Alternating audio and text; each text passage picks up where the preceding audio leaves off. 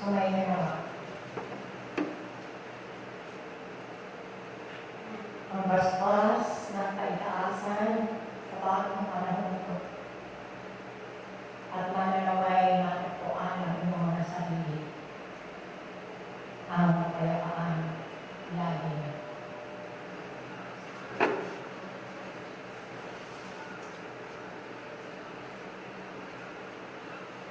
Awangis ng isang orasan. Ang patuloy at pagpapatuloy ng pag-ikot ng iba't ibang buntala.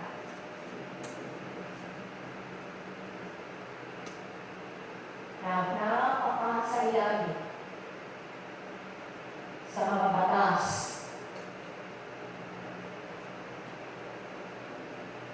ng kaitaasan ng anumang pagkalisya sa agwat at bilis ay hahantong sa isang di kapani-paniwalang manifestasyon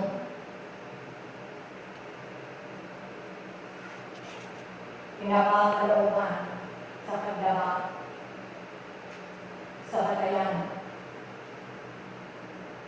ng batas ng kaligtasan. Nabanggit niyo na ang bawat bantala o planeta ipinamahalaan ng mga batlay na ayon sa level ng pagkaunlad ng mga buntalang ito sa kabuuan ng hierarkiya ng Ama. Na ang nagbibigay ng liwanag na kung saan nagmumula ang lahat ng kapusan at pagpapala sa daigdigang lupa ay ang araw. Na ito ay nasa salamin ng mga kerubines at serafines na kailangan mapanatili ang lihim na magnetismo na ito na mula sa unang baitan ng kaharian ng mga langit hanggang sa daigdigang lupa.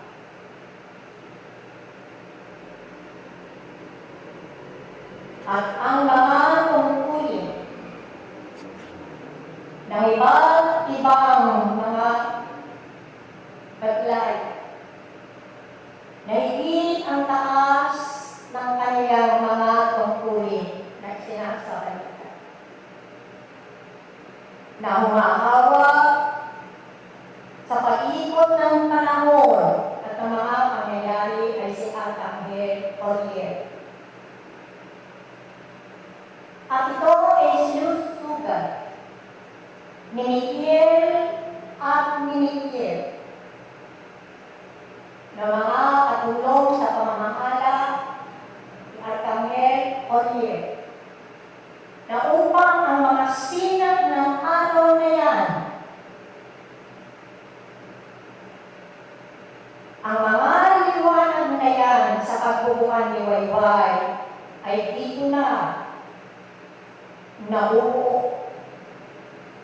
Ang mga pagsubaybay, ang mga pangyayari, ang paglilinis, paghapit ng iba't ibang tulido na angkop sa bawat nilikha sa daigdigang lupa. Kung ang bawat arkangeles na inyong nalalaman ay walang patid ang kanilang mga gawain at tungkulin. Lubha silang sa abala sa bawat pag-ikot ng orasan ng panahon.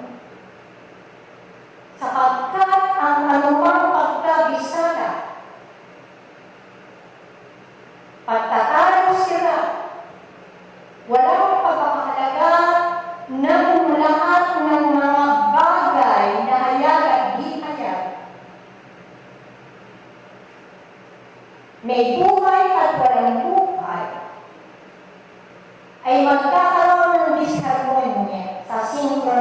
iyon ng pag-ikot ng kamay ng orasan ng panahon.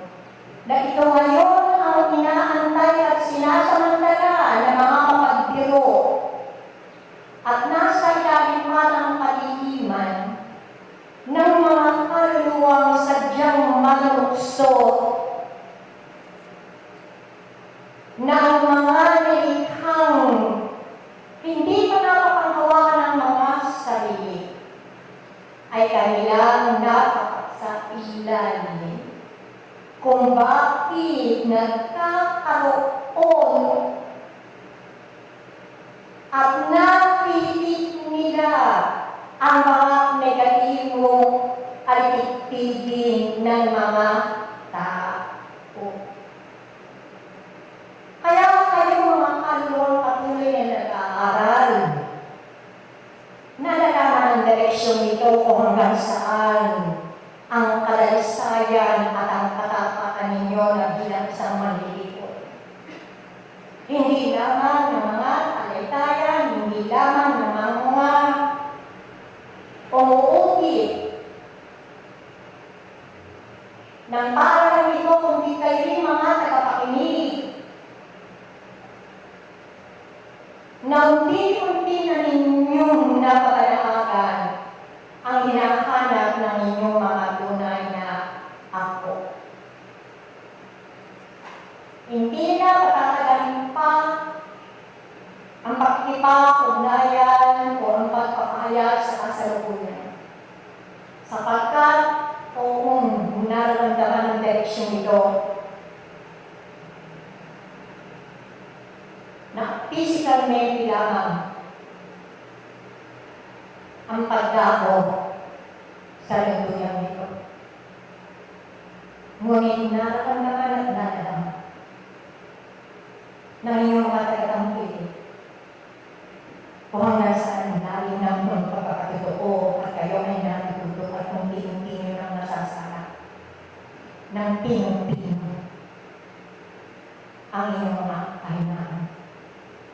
Lalo na sa pagsalubong at ito ang unang araw na nakakapalan ninyo na kayo ay nakasaliro at buo ng isang lakas ng kaintingan ng pagkikatunayan at pasasalamat ng inyong mga sarili.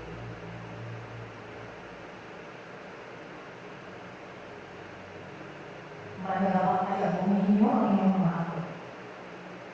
Ipatagan ninyo ang inyong pananapit sa pakikagalan. Sa pagkaguhapan ngayon ng hihinaman at hindi ang pakitaan ng kasiglakan ng pagkipagpalan. At tunayang nakakaya na sa inyong pagkipagpalan sa inyong mga kapatid. Gayong din sa mga talay-talay na makakaya. Kung sino naman ang mayroon ng talim ng kanilang pagkipagpalan. Ng pangigawa sa mga salitang hindi bitawan sa pakikipag-ugnayan at pamahayag sa inyong palatunaan ay madalaman mo na tumalagos ang pinakayak ng mga habol ng pakiusap. Pananabahan. Ibigay niyo ang kasiglahan mo ilang hanggang sa pagkakatito ay katulungan ng marami-rami ng mahigit. At kayo ang siyang kikilapis kung sino ang mga namakahayag sa mga talaytayan ito sa tagalan ng panahon ng paglalabas-pasok dito sa paanan. Ngunit, katotohanan ang Espiritu ay hindi na nakalakas at ang kahinaan na siyang hinihila ng kababaan ng katawangan sa kabila ng pagtago sa tabi ng pagbabalat kayo. Mga minamahal na mga katulad ng aking nabanggit na lahat ng mga bagay nilataas sa lupa. Ano mang paggawa ng mahala at hindi pagtitigil halaga ay labig nyo na kahit ng isang buti na buhang ang tatat ng tubig. Ang pag-ibig ng amin. Nalalaman nila ang kanilang mga tungkulin sa bawat isa. Ang kanilang kaunayan.